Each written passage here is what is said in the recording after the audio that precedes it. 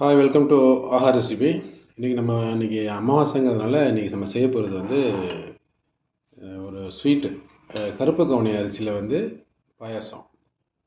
நான் ஒரு 300 கிராம் வந்து கருப்பு கவுனி அரிசியை வந்து ஒரு 3 மணி நேரம் ஊற வச்சுட்டு அதை வடிகட்டிட்டு ஒன்றும் பாதியமாக மிக்சியில் போட்டு உப்புமா கரைக்கிற மாதிரி அரைச்சி வச்சுருக்கேன்.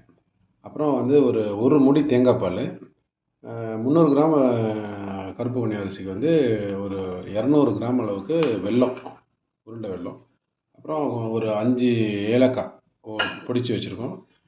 இப்போ ஃபஸ்ட்டு இந்த வதக்கிறதுக்காக வந்து ஒரு 2 ஸ்பூன் நெய், முந்திரியை ஒன்று பாதியமாக வெட்டி வச்சுருக்கோம். இப்போ நம்ம இந்த ப்ராசஸ்க்குள்ளே போகலாம். இந்த குக்கரில் அடுப்பத்தை வச்சு நெய்யை வந்து ஊற்றுறோம். ஒரு 2 ஸ்பூன் இருந்தால் போதும். நெய் வந்து நல்லா கொஞ்சம் சோட்டை பண்ணிவிட்டு இப்போ அதுலேயே வந்து முந்திரியை வந்து கொஞ்சம் வறுத்து எடுத்துக்கிறோம். இப்போ முந்திரியை வறுத்து எடுத்து வச்சாச்சு நெய்யில். இப்போ இந்த கருப்பு கவுனி அரிசியை நம்ம அதில் அந்த நெய்யிலே போடுறோம். போட்டுட்டு அது ஒரு 1 மினிட்டு சாட்டை பண்ண போதும். இது தண்ணி வந்து உடைச்சதுனால 1க்கு 3 ஊற்றுறோம். உடைக்காமல் வச்சுனா 4 ஊற்றணும். உடைச்சதுனால 1க்கு 3 ஊற்றினா போதும். அப்புறம் தேங்காய் பால் வேறு 1 ஊற்றுவோம். ஒரு அளவுக்கு எடுத்ததுக்கு 1க்கு 3 ஊற்றுறோம். இப்போ 2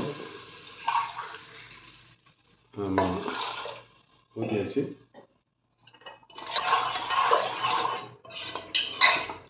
வெள்ளம் இப்போ நல்லா இப்போ குக்கரில் வந்து முதல்ல இதை வேக வச்சு எடுத்துக்கணும். ஒரு 7 to 8 சவுண்டு விட்டால் தான் வேகும். ஓகே, இது நல்லா இந்த அரிசி நல்லா வெந்துருச்சுங்க. நல்லா ஸ்டீம் போன பிறகு பார்க்கும்போது நல்லா கூழ் மாதிரி கரைஞ்சிருச்சு. இப்போ இதில் வந்து வெல்லம், அந்த சூட்லேயே வெல்லம் வந்து கரைஞ்சிரும். வெல்லம் போட்டுட்டு அந்த ஏலக்காய், அது தேங்காய் பால் ஊற்றிட்டு ஜஸ்ட்டு ஒரு லேசாக ஒரு கொதிச்சா போதும். நல்லா வெல்லம் போட்டு நல்லா இந்த சூட்லேயே வெல்லம் கரைஞ்சிருக்கும். இப்போ நம்ம இந்த எடுத்து வச்சுருக்கிற தேங்காய் பாலில் ஒரு மூடி எடுத்து வச்சுருக்கோம். அதை அப்படியே ஊற்ற போகிறோம். ஊற்றிட்டு நல்லா கலரி விட்டுட்டு மேலே வந்து இந்த முந்திரியை போட வேண்டியதுதான். கலர் நல்லா சூப்பராகிடுச்சு. தேங்காய் பால் போட்டு ரொம்ப நேரம் கொதிக்கலாம் கூடாது. ஜஸ்ட்டு ஒரு சூடு தான். அந்த சூட்லேயே நல்லா வெந்து போய்டும். நம்ம குடிக்கிற கன்சிஸ்டன்சிக்கு வந்துருச்சு. ஒரு சூட்லேயே நம்ம வந்து அடுப்பை ஆஃப் பண்ணிடலாம். ஓகே, ரெடி ஆகிடுச்சு கருப்பு கவுனி அரிசி பாயாசம். Have a nice day.